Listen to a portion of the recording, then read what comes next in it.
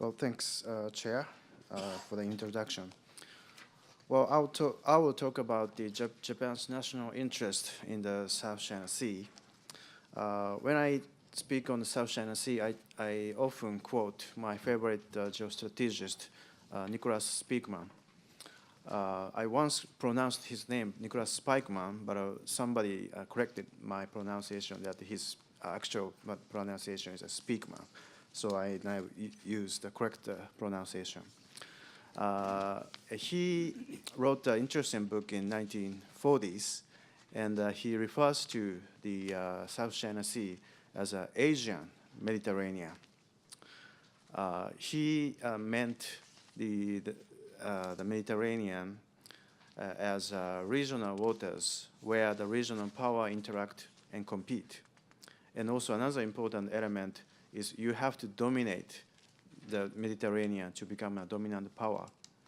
So Roman Empire became a dominant power by controlling the European Mediterranean, and the United States became a dominant power in the Western Hemisphere by dominating the Caribbean.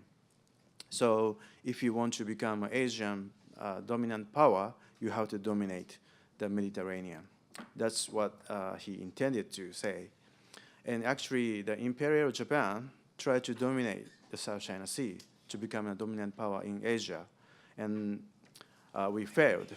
And we just invited the hostilities from other regional naval powers. So we failed. But the lesson from the Asia-Pacific War is that the South China Sea should be kept open for free trade and commerce. That's at least the Japan learned.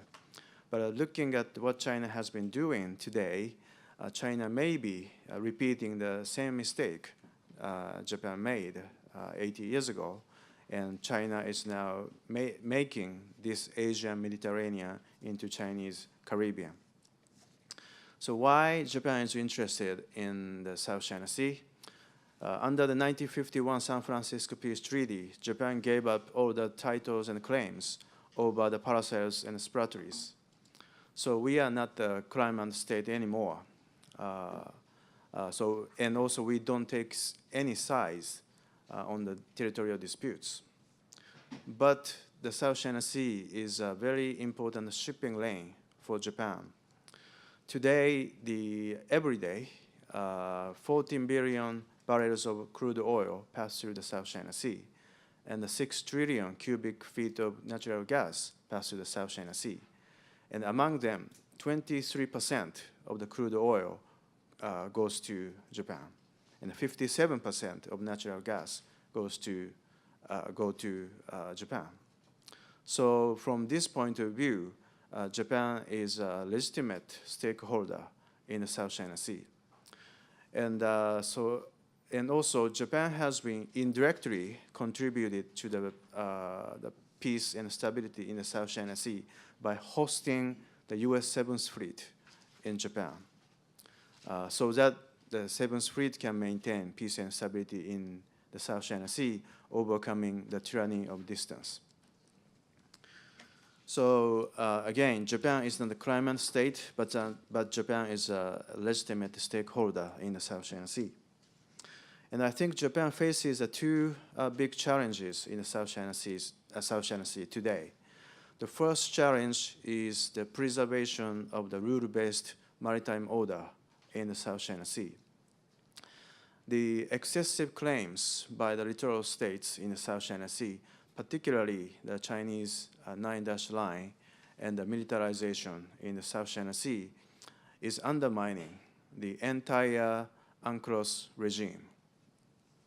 And if the UNCLOS regime is undermined by those excessive claims, that will have a negative spillover effect for the other regional waters, including the East China Sea, where China continues to challenge the administration of Japanese administration of the Senkaku Islands. So we have to prevent such a spillover effect, and also we have to prevent the collapse of the UNCLOS regime. So in 2013, for the first time, the Japanese government adopted the national security strategy.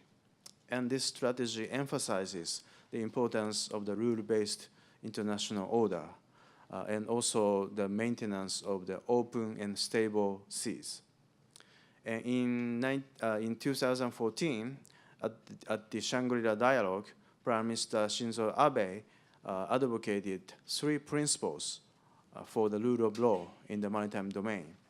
He stated the states should make claims based on the international law, not the history, and states should avoid use of force or coercion to resolve the disputes. And finally, he advocated the states should seek a peaceful dispute resolution, including the arbitration. So these principles are the guiding principles of the Japanese South China Sea policy. So accordingly, for example, Japan has been supporting the Philippines' effort for the arbitration in the South China Sea, and also Japan has been supporting ASEAN's effort to conclude the binding code of conduct with China. And the second challenge Japan faces in the South China Sea is the shifting military balance. The ASEAN-China military balance already favors China, although the US-China military balance still favors the United States. So vis-a-vis ASEAN member states, China sometimes becomes more assertive and aggressive, and sometimes they violate the other ASEAN member countries' territory and sovereignty. But because the military balance, overall military balance still favors the United States, Chinese primary method in the South China Sea is the gray zone coercion, which the previous speakers already talked about. So by using this gray zone coercion, China is infringing other countries' sovereignty and territory, but at the same time, China is carefully avoiding crossing the military threshold, which may invite the US military intervention. So I think what China is trying to achieve in the South China Sea today is a peacetime dominance in the South China Sea. First of all, to implement China's 9-dash line claim, and also to restrict the US access and presence there. So to deal with these Chinese challenges in the South China Sea, Japan has been working on the capacity building assistance to the South China Sea claimant countries, including the Philippines, Vietnam. We have provided the patrol boats to the South China Sea claimant countries, and also we have been providing education and training for their law enforcement officers. And we are now trying to expand our capacity building program for the maritime domain awareness capabilities. And Japan is also increasing its own military engagement in the South China Sea.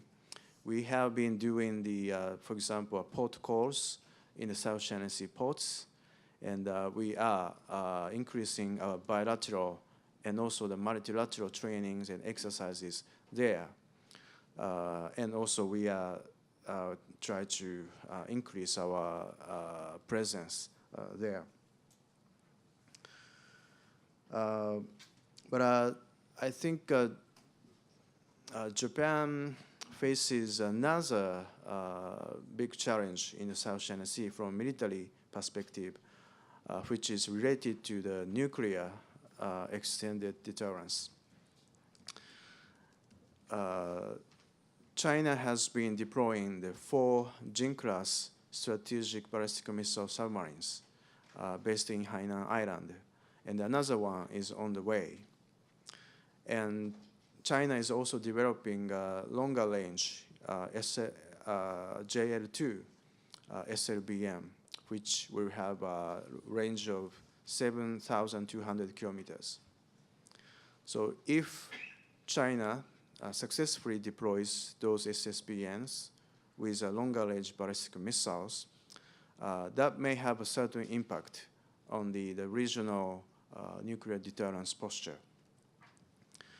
In the short term, even if Chinese SSBN patrol is started, that would not change dramatically the US-China strategic nuclear balance, because overall military balance still favors the United States, and also the Chinese SSBN operation will continue to face several challenges, including the relatively short range of their ballistic missiles, and the establishment of the command and control is another big challenge.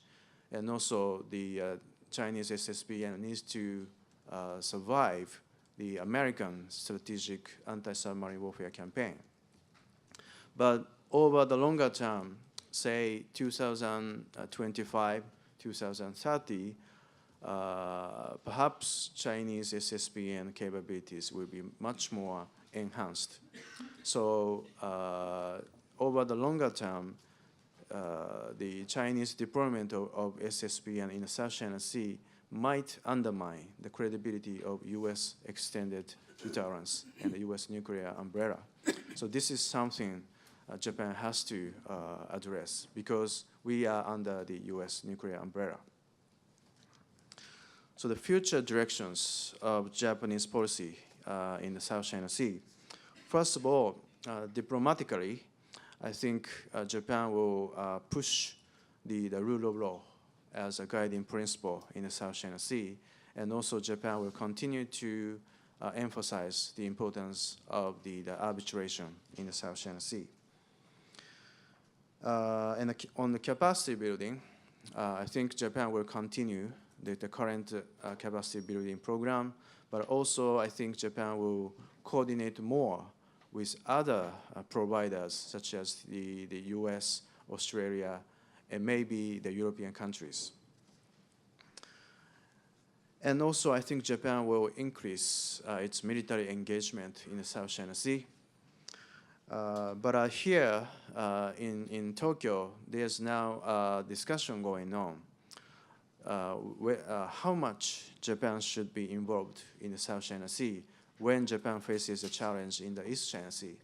Some people say if Japan increases its engagement, military engagement in the South China Sea, China should increase the tension more in the East China Sea. So Japan should avoid the further military engagement.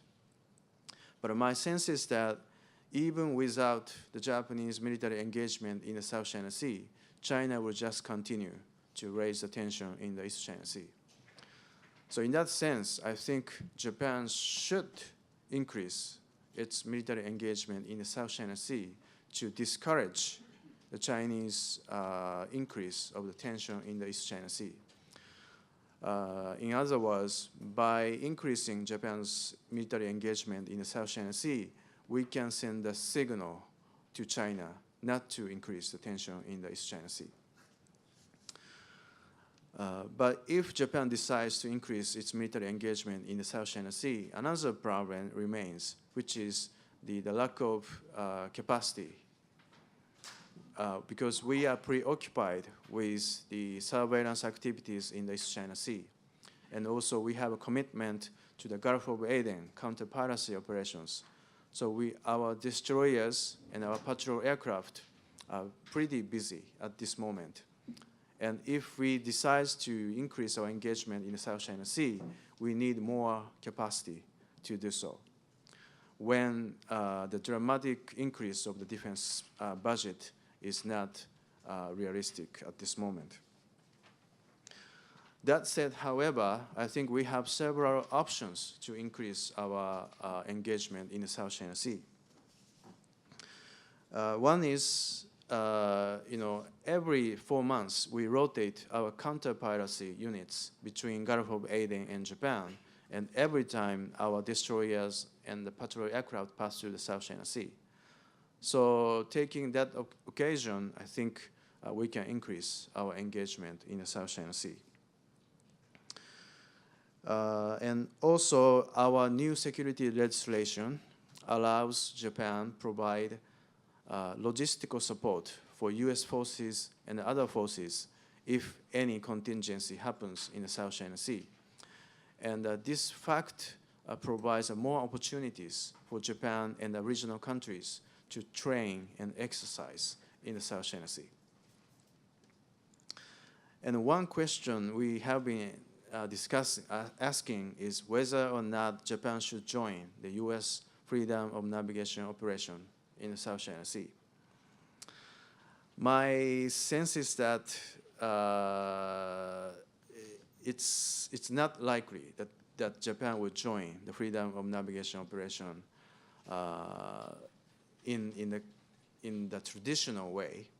You know, U.S. has resumed the FONAP last year, but my sense is that U.S. is just doing the traditional FONAPs to challenge the excessive claims to restrict the navigational rights. So basically, U.S. is trying to secure the innocent passage by conducting the FONAPs. But what is more important is to prevent China from dominating the waters.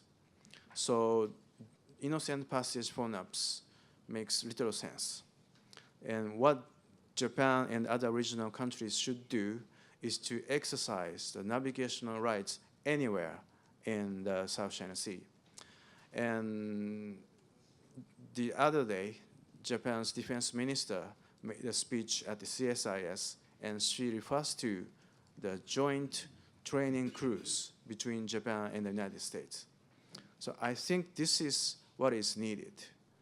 And not only by US and Japan, but also other regional countries should join this cruise,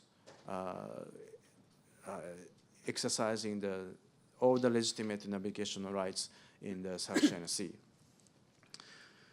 And finally, as I mentioned, the Chinese SSBN would pose a longer-term threat for Japan. So we have to deal with this submarine threat. And realistically speaking, only Japan and the United States can handle the Chinese SSBN. So I think over the longer term, Japan and the United States should seek the ASW cooperation in the South China Sea. But at the same time, I don't rule out the possibility that Australia would join this ASW cooperation. Although the Japan-Australia submarine deal ended in unfortunate result, but still this doesn't rule out the possibility of the Japan-US-Australia trilateral ASW cooperation. That's all I have. Thank you.